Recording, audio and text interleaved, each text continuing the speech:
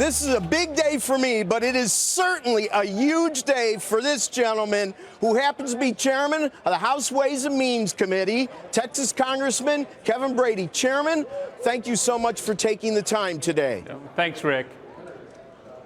Listen, today it's all about timing, really in many ways, the first big test of having both houses under the R for Republican with a Republican president.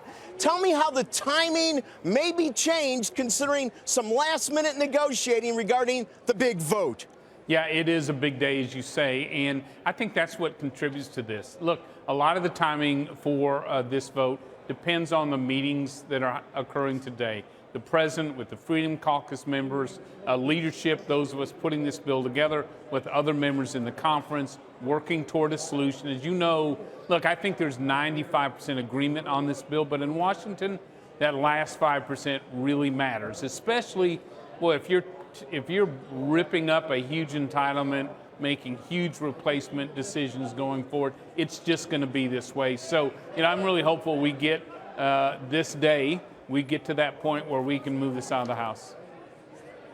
I like taking a tour of the sausage factory, Chairman. I don't find it at all ugly. I think it's a beautiful process. And to that end, one of the issues of the Freedom Caucus, and I get this, is less federal mandates on people's health care. And to that, one of the things being bartered right now, I would wager, are EHBs, essential health benefits. The federal government mandating what the baseline of all insurance policies need to be. I can understand why the Freedom Caucus doesn't like that. Your thought? I agree.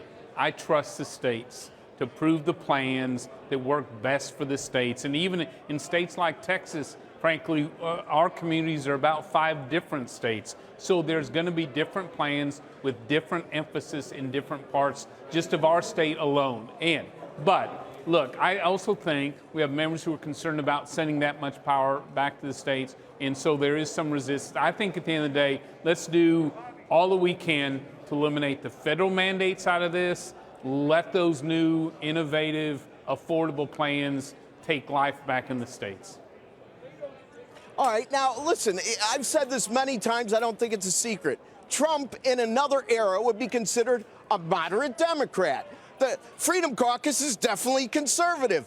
I would say that them intermingling may have an effect on the bill that will make it the most conservative it will ever be if it passes, because then it goes to the Senate. Why don't you tell me about that process, Chairman? So as you know, we are playing by the Senate rules. One, because we're trying to get over that 60-vote filibuster to a simple majority. Secondly, we have to abide by the Senate rules. So the House has some guardrails. Frankly, we prefer we didn't have.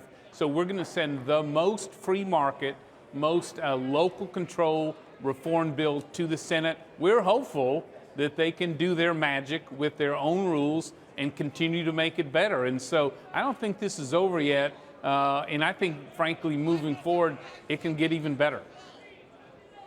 I'm a market guy, you know that, and I hate when things come down into the marketplace that I love as a binary scenario, meaning if this passes, markets generally will like it. If it doesn't pass, markets generally won't, kind of like that first TARP vote. So I will ask you, are people expecting too much? When the media puts out it's messy, people like purity. We live in a social age. Thumbs up, thumbs down. That's what people want to see. But it isn't pure. But can it get more pure if you make it over this hurdle?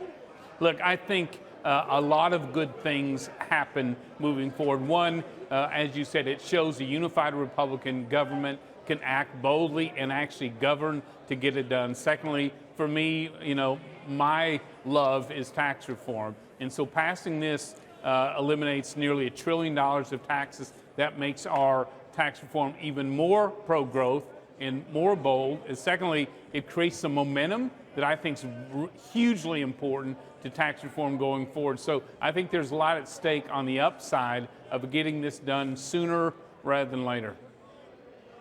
Give us some insight, Chairman, into how President Trump is dealing with the issues and trying to come up with, of all things, compromise.